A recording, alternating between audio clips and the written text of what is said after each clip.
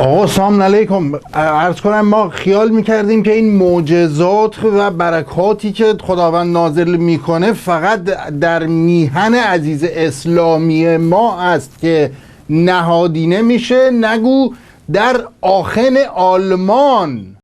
رحمت کنه مرحوم جعفر آقای مجتهدی رو. خب ایشون از اولیاء الهی بود. یکی از دوستان ایشون که زمان دانشجوییش آلمان بود، تو شهر آخن درس میخوند، میگفت یه مرتبه من از محل کارم اومدم خونه، دیدم رو میزم یه نامه است. برداشتم دیدم جعفر آقا هستش که گفته که احمد جان این نامه به دستت که رسید بیا فلان جا، من اونجا هستم. من تعجب کردم جعفر آقا کجا، آلمان کجا، اونم تو این شهر. دیدم یه پیرزنی است و یه جوانی که معلومی که تازه از یک بیماری بلند شده. من به زبان آلمانی از اون پیرزن پرسیدم که شما ایشونو میشناسید؟ گفتش که نه، ولی گمان میکردم حضرت مسیح. وقتی خوابیدم شب حضرت مریم رو در خواب دیدم. حضرت مریم گفتن در این زمان کار دست ما نیست، یکی از فرزندانش به نام مهدی است که در این زمان او همه کار است. میگه یه مرتبه دیدم در کلبه رو میزنن و این آقا اومد، همین جعفر. دیدم ایشون اومد، رفت سراغ تخت پسر من، دستشو زیر کمر رو انداخت و بعد از یه چند لحظه دیدم پسرم چشمشو باز کرد، کم کم حالش خوب شد. گفت من یکی از نوکرای او هستم که مأموریتی دارم بیام و به هر حال یه شفایی به ایشون بدم. گفت که احمد جان با یه یا علی کار رو تمام کرد. عجب. و به اینا میگن معجزه های امدادی. یعنی اون دوره اونا مریم، حضرت مریم علیها السلام، اینا یه کارایی میکردن، بعد یه عده موند رو دستشون دیگه، این حضرت های ما اومدن، بعد به این میگن معجزات امدادی. یعنی اون که نتونست نجات بده میده به اینم به بعدی البته دیگه نداریم بعدش دیگه. اونایی که گفتن اینایی که اگه شفا گرفتن که هیچی. البته یارو خب اگر شفا بگیره که دیگه به هر حال گرویده نمیشه اصلا به دین مبین، اون خودش یعنی دیگه تعطیل شده که دیگه. ولی به هر حال اونایی رو که تونستن شفا بدن، علما بزرگواران مسیحیت تونستن شفا بدن که هیچی، دیگه اونا عاقبت به خیر شدن. ولی در شعب ابی طالب و هومر، اونایی که دیگه بیچاره شفا دیگه نمیتونستن بگیرن دیگه، کاری از مریم مقدس که خوب از پدر مادرش هم اگر داشت، خودش دیگه معجزه های عجیبی داشتن و خانوادگی، بر نمی اومد رسید به الان. یه مسئله دوم این که اون موقع خب حضرت مسیح تو کار زنده کردن و اینجور بساط بود، بعد الان خب دیگه به هر صورت چون دین مبین از وقتی که خداوند به ما فرمود تو کار دراز کردن آدمان خودشون. یعنی یارو میگه خب دیوانه که من خودم وقتی یارو رو دارم میکشم بعد برم اینجوری مجی لاترجی که زندهشم بکنم، دیوانم، خب بچه رو کشتمش. روزی 1000 نفر با جره ثقیل اینجوری میکشم بالا، ملت هم 5 صبح برن تخم تماشا اینا سود یارو اون بالا داره تکنو میزنه. بعد خب ما انتظار دارید، شما واقعا مسلمانان جهان انتظار دارن که مثلا این وسط نه طور قرآن یکی هم بره یارو رو زنده کنه. در عربستان سعودی با شمشیر یا مثلا داعش محصولات فرهنگی که تولید میکنه، کلا در منطقه خاورمیانه ملت بدبختا اونایی بودن که در دوره مسیحیت شفا نگرفتن و الان بیچاره ها خودشون دیگه دراز میشن و نیاز اصلا به زنده کردنشون هم دیگه نیست که یه موقعی ما نگران باشیم بگیم بعد از حضرت ما حضرت دیگه اگر نیامد تکلیف این بدبختا چی میشه. در همین راستا البته بنده خواهش کردم این دوستان من ضمناً با این جعفری تماسی هم بگیرن، ما ببینیم یارو خودش قربون دست داره. الو جعفر آقا، آقا شما باباشی یا خودشی؟ نه صدا یه جوری گرخیده است یعنی ها. دود میگه دود داداش گرفتم چی شد. آره نه آخن که نزدیک، آره برو بوینس آیرس اون طرفا اصلا آدیس آبابا. آره پا بساط دود ما خودمون نداشتیم. من گرفتم چی شد. آخه من سوالم این اول پیش اومده بود شما تو آخن دقیقا چه غلطی میکردی، بعد حل شد الان. آره تیل ارزم کردی رفتی دیگه. ما داریم از صدر اسلام میدونی لاکردار این دود غلیظ داداش. خرد میسوزونه. آسمون هفتم یارو سوار هست شو پیچکو پیچکو رفت 7 آسمون تا که آخن بابا همین بغله. میدونم دیگه حل شد. میگم خودم این کارم، من اول واقعا سوال پیش اومد. آدم تابلویی هم هستی ها. میگم ببین یه معجزه‌ای می‌خواستی بکنی، یه کار خیری می‌خواستی بکنی، دیگه چه احمده رو چرا صدا کردی گفتی پاشی بیا ببین؟ آخه دیگه شفا میدادی میرفتی دیگه. تو خودت که تو و الان کجا این شما خیلی سر صدا میاد دور و برتون؟ با بچه‌ها نشستیم میگه دود و اینا. صدای من اگه میشنون بنده از همینجا سلام عرض میکنم به کلیه برادران ناسا.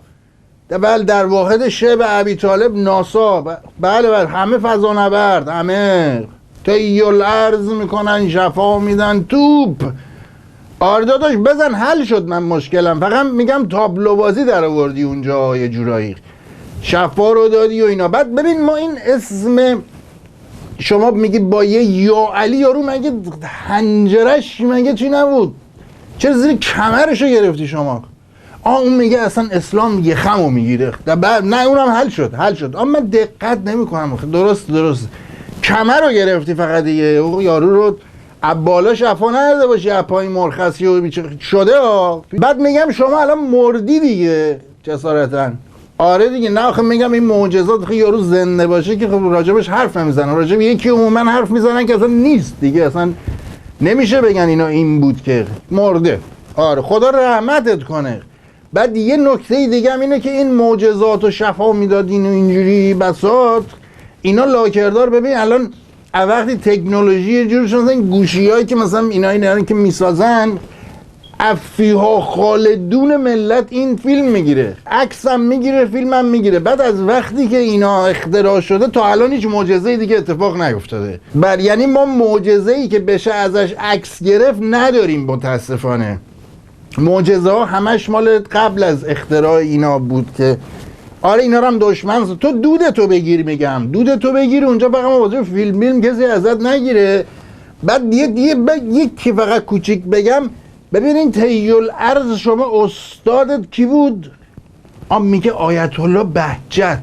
این آدم توپی بود خدای من خیلی علاقه من. بله با اون از طریق اون تلماس میکردی تو دود و آره دیگه باشه قربانت که بیچاره این مرحوم آیت الله بهجت هم این خیلی آدم ردیفی بود خداییشو اینا. ولی یه چیزایی بعد در موردشون هم بعد از مرگش دوباره در اومد. مثلا راه که میرفت میخواست بره بیرون از در، میگن کفشاش جلوی پاش جفت میشد.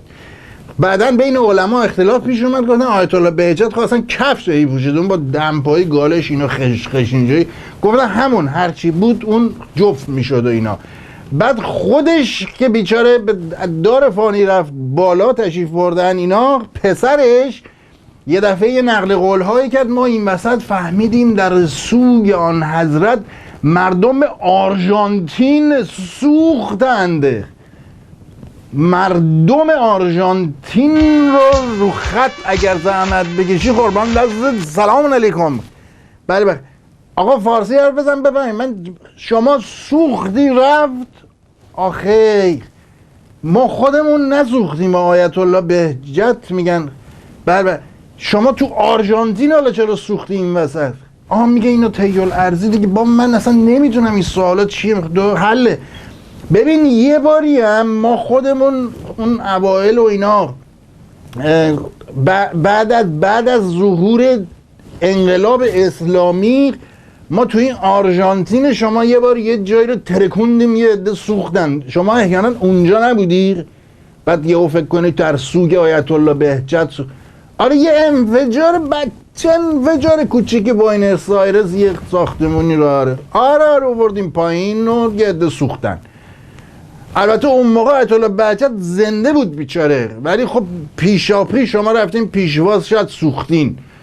بر صورت من میگم که از این به بعد شما به خانواده محترمتون بگیم، چون ما این علمامون همشون 200 سالشون همه دیگه دارن هوا کثیف میکنن، یعنی یکی جفا بگیریم مردن بعد یهو نسوزین. شما یه کپسولی هم با خودتون قربانت بعد یک نکته دیگری که وجود داره اینه که یکی علمای ما این شکلی تخیل عرض میکردن مثل شفا و بساط اینا با یا علی ها، یعنی ملت با یا علی یا ماشین هول میدن یا شفا میدن دیگه. به هر صورت استفاده هایی که ما از این حضرات میکنیم، مثلا حضرت ابوالفضل ما به جای ترمز استفاده میکنیم، به هر حال توسل دیگه داداش ما دیگه میتونیم میکنیم. یکی اینان، یکی اجنه اطهار که الان دوباره اختلاف پیش اومده سر هویتشون. بعضی افراد معتقد هستند به علت اینکه عمر اجنه معمولا بین 2000 تا 10000 سال گفته شده، اینها شیعه دارن یا کافر دارن، اهل سنت ندارن. دلیلشون هم این هست که به اونها که گفته میشه مثلا این خلفا برحقن، میگن کی گفتن؟ ما زمان امیرالمومنین بودیم که دست مبارکشون رو پیامبر اکرم صلی الله علیه و آله و سلم در روز قدیر خون بالا بردن. این دیگه کیه؟ دوستان اشاره میکنن یکی از این اجنه پشت خط. سلام علیکم. اوه داداش صدات خیلی خوفه آقا. شما ببخشید 2000 سال عمر میکنید مینیمم؟ بله. بعد شما احیانا عضو مجلس خبرگان رهبری نیستید هیچ کدومتون؟ هست؟ نه میگه اعضای خبرگان رهبری گاهی جزو مان. بله. شما ببخشید الان فقط جن شیعه یا جن کافر احتیاطاً میپرسم آقا. شیعه است میگه شیعه. بعد تو خودت بودی در اون جریان قدیر خم و اینا، قشنگ دیدید. آره دیگه آره. شما احیانا جن فضانورد نیستی. میگه نه ما جنا دودمود نمیتونیم بگیریم بریم ناساخ. ولی بودی تو قدیر خم دیگه. بعد اون وقت 10,000 ساله میشین شما چیکار بله نه آره میگه 10,000 ساله میشین میریم شورای نگهبان. درست بله داریم. امام جمعه تهران هم امام جمعه موقت این نگاره چون جنیه. آره جن که یه جا بند نمیشه، موقت دیگه، دائم که نداریم. آره ببین من میگم مثلا این بحث موقت و دائم شد، الان مثلا امام جمعه تهران هنوز موقته، بعد میگن ازدواجا دائم شه. خب نمیشه که آخه بعد همه چیمون بخوره بهم. حالا حرف تو حرف میشه. در صورت پس شما در واقعه قدیر خم با همین چشات که الان داری میشنوی منو با همون دیدی دیگه. داداش یه سوالی اونجایی که پیامبر فقط زبونو گذاشت تو دهن حضرتم بودی؟ فرمود جلو بیا که آمدن زبان در دهان مبارک هستلی کردن که هستلی بعدها فرمودن که 1000 باب علم به من داد اون روز. قطع کرد خاک بر سریم. شیعه هم نبود بی خود ما رو سر کار گذاشتین. این جنای کافر بود که به هر صورت پیش میان. اما این داداشمون اطلاعاتی که داره بسیار مفصل تر از این حرف هاست.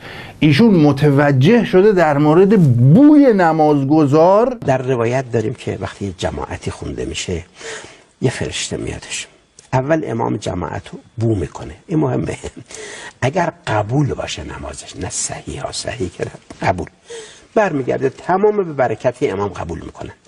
اگر او صحیح قبول نباشه از صف اول دست راست فرشته شروع میکنه که میگن صف اول دست راست دونه دونه بو میکنه. یه نفر که عمل قبول باشه میرن نماز امام و بقیه رو به برکت او قبول. این میگه که این میگه یکی از واحد شب ابی طالب تماسی رو که میگه با یکی از فرشتگانی که میرن نمازگزار بو میکنن. فرشته نمازگزار بو کن. ببخشید سلام علیکم. به این دقیقا خداوند شما رو چی خطاب میکنه؟ بوبائیل. بله میریم بو میکنن اینجوری. آخه خیلی کارتون سخته نمازگزاره. والا ما دیدیم بوهایی که اون من ازشون در میاد. به هر صورت مخصوصا نمیدونم چه جوریه، چون ستون دین اتفاقا به یکی دو تا از همین بوهایی که شما میری و اینا بنده. بله نه گاهی بوی صدادار هم که من نمیدونم اون شاید یه فرشته دیگه ای میره که صدا رو هم ببینه چند دسیبل و ایناست. شما فقط بویی ها کارشناس فقط میری اینجوری بعد میگن ستون دین. یه دفعه یارو پیش نمازه، شما اصلا وارد نمازخونه میشی بوی جوراب که خفت نمیکنه، این خودش یه معجزه است. هیچی. حالا اون اصلا خودش 7-8 تا فرشته دیگه موکل میخواد برن اصلا تو نمازخونه و اینا و حالا اون هیچی تهویه مهویه هم جواب نمیده. بعد میری یعنی اون امام جماعت هر کی که هست، شما ببخشید در حالت رکوع بو میکنی یا در حالت سجود فرق میکنه، چون یه مقداری آها نه میگه همین سر پا نه اونجوری داداش ببین، نه اونجوری حالا آبجی هر کی هستی ببین فایده نداره اونجوری. تو ببین تو رکوع اگه وجود داری نه دیگه پول مفت از خدا داری میگیری از بیت المال، برو بو کن دیگه داداش، شغلته. خب هر کاری سختی داره خب عوضش زود بازنشسته میشی. خب بعد میری بو میگه اصلا امام جماعت رو بو نمی کنیم، دیفالت میگیم همشون اینا مرخصن. آره خب دست راست نفر اول. بعد اگه یه هایی بعضی وقتا خب میدونی احکام دین مبین یک جوریه، ملت همش فکر دور زدنن. ببین ما تحریم و دور زدیم دیگه، احکام خدا که فیلترینگ و دور میزنیم ما داداش، ما اصلا کار پیچوندن و دور زدن و اینا این دیگه. از همین حیث به این بابت من عرض میکنم یه موقعی نمازگزاران متوجه شدن شما یه فرشته دیگه و تشریف آوردی میخوای بو کنی، بعد اولیه نی دست راست واسطاده، این با دومیه یهو جاشو زرت عوض کنه کاره میگم دیگه. بعد تو میری اینجوری بو میکنی میگی حله، بعد بقیه هر دریوری پس تو صف بگن و اینا قبول دیگه، حل دیگه. من ببخشید این پرسشی که داشتم شخصیه یه مقداری، چون بنده خودم یه موقعی در صف نمازگزاران اون ته وامی سادیم هی پخ میزدیم بقیه رو میخندیم شرمنده و خدا ما ببخش. بعد جوون بودیم دیگه میرفتیم خر بودیم بله، پس همش بخشیده از قبول بوده نه؟ ما میدونستیم میرفتیم شیشکی میکشیدیم اون سخت، ما چه میدونستیم بو میکنیم اولیه قبوله. یکی آدم میگیره قشنگ اتکلون میکنه، عطر اتکلون اینجوری میکنه اینا میبره امام جماعت رو که ول کنه اون بوش اصلا صحبت کنیم. بعد این اولیه پس گفتی دست راست ها این ور که میاد اونو میذاشتیم اونجا، تو میامدی بو میکردی بقیه اون تا شیشکی هم بکشن قبوله هرچی. دمت گم دیگه، میبری رو نموداری او دیگه. بعد یهو میگم تو همین چیزا یه خورده همچین دل به کار نمیدی، یعنی میدونی یعنی باید برین همه رو بو کنین. تو همین اولیه رو بو میکنی میگه همه. اتفاقا همین سیستم تو ایران رأی میشمارن، یعنی اولیه رو میگه مثلا محمود احمدی نژاد تا تاش میگن احمدی نژاد، همه چیمون میاد به همه چیمون. من به هر حال برای تو آرزوی توفیق میکنم و امیدوارم تو این دفعه نفر اوله که بو کردی دومیه رو از دست راست باز یه بویی کن، زنده بودی در تماسیم ان شاءالله با هم دیگه. منم هیچ حقی ندارم. شماها خون دادید، شماها به میدان رفتید، شماها مبارزه کردید. خاک بر سر من که بخوام استفاده عنوانی از شما بکنم. الهی آمین. خاک بر سر من که بخوام خون شما ریخته بشد و من استفادهش رو ببرم. الهی آمین.